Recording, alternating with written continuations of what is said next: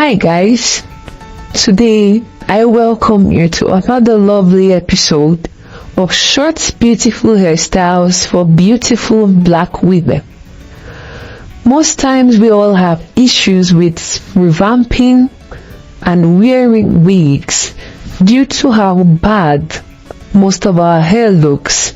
Sometimes it could be the texture, sometimes it could be hair breakage, maybe too much use of relaxers and over processing on your hair.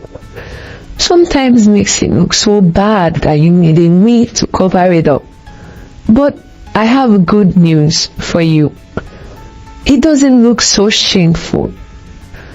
You can decide to try out a beautiful and nice short hairstyle from one of our videos.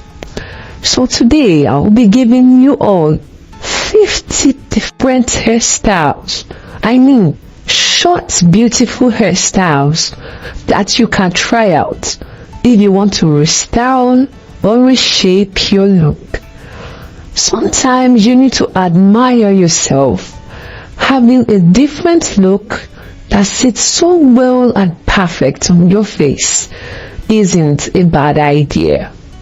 Sometimes a different look gives boldness, gives confidence, and it gives elegance, because you are a beauty to behold. We need to take our looks seriously. So if you are looking for this astonishing and radiant look for any occasion of your choice, maybe your wedding event, a birthday event, whatever event it is, you can name it, then I say you should look no further, because you are on the right channel.